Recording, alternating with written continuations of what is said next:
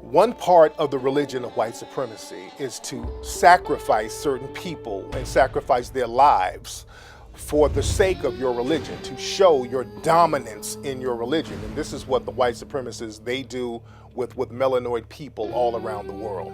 We are this beast that they are afraid of and they have to destroy in order to protect themselves, protect their women, by extension protect their country. So the more white folk in America become a minority, the more afraid they're going to be, the more reactionary they're going to be, and the more they're going to see a need to circle the culture wagons and take us out. This is their last stance. And to be perfectly honest with you, if you really understand the essence of white supremacy, they have to do that. In their minds, they have to do that because to submit is to die. So they are like a caged animal or an animal that's been trapped in a corner. They're going to do everything within their power to survive. And if we understand that and understand this is the mentality that we're dealing with, then our reaction has to be a different reaction. You know, we can't react to everything that they do if we understand their mindset. We have to know how not to provoke them, but there are other things that we could be doing and should be doing in order to maximize our presence, right? And take back our power so that we neutralize them just by our very presence. In order to maintain a system of supremacy, you have to also maintain that people stay in a position. And if they get too far ahead or make too many far advances, there's a fear that we're going to lose control. I've even had people say to me, well, if we give, in quotes, black people everything they're asking for, then we will be out of control.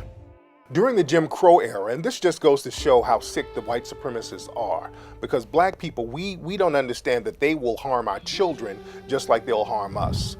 And they would have something called the Battle Royale, where they would go get black children who were in an economically deprived situation that was created by the white supremacists, because remember, they create economic deprivation.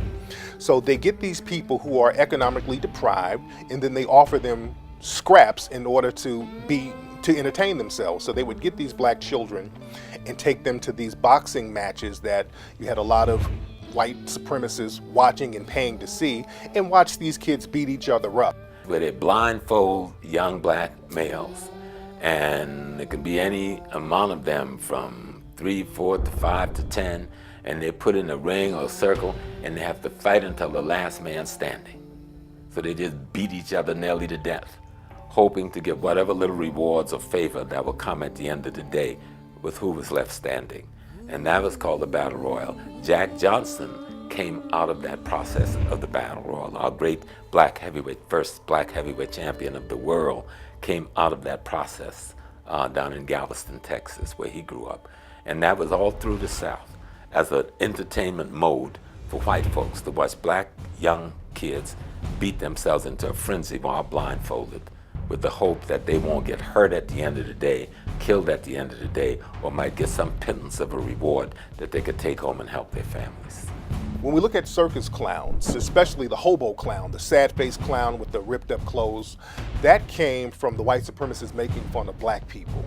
At around 1874, there were these two white men who were minstrel show artists, McIntyre and Heath.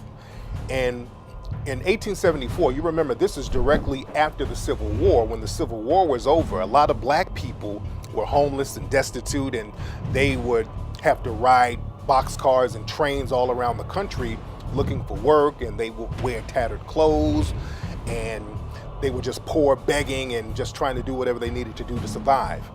And living in a culture of white supremacy, the white supremacists looked at that and said, okay, that's something that we could make fun of.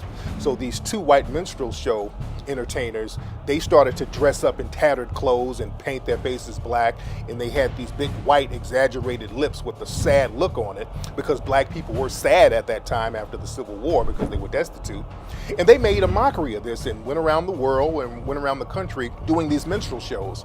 And eventually that image went into the circuses, where circus clowns started to do that. And even to this day, you still have these circus clowns with the dark faces and the big white exaggerated lips and the tattered clothes and the holes in the shoes. And that hobo clown image that we see today in circuses all around the world is basically still mocking black people. There's a pride that comes when you've trained the animal. The same way you train a big elephant, and you take him to the circus, and you make the elephant do little tricks, and because you control the elephant's mind since birth, you've intimidated the elephant to the point where he thinks that you're actually the superior one in this relationship, when really he could crush you with 1 foot. And that starts at a very early age. You start by shocking him every time he gets out of line. You reward him when he behaves properly. That's exactly what they do to young black men. They are training us like circus animals from a very early age, so that later on there is this pride in showing off the trained animal. Like, look at how high that nigga can jump. Look at how fast that nigga can run, right? But when the animal gets out of line, when the elephant decides he wants to kill the trainer, or he just starts to lose it for whatever reason, what do? They kill him. They take him out.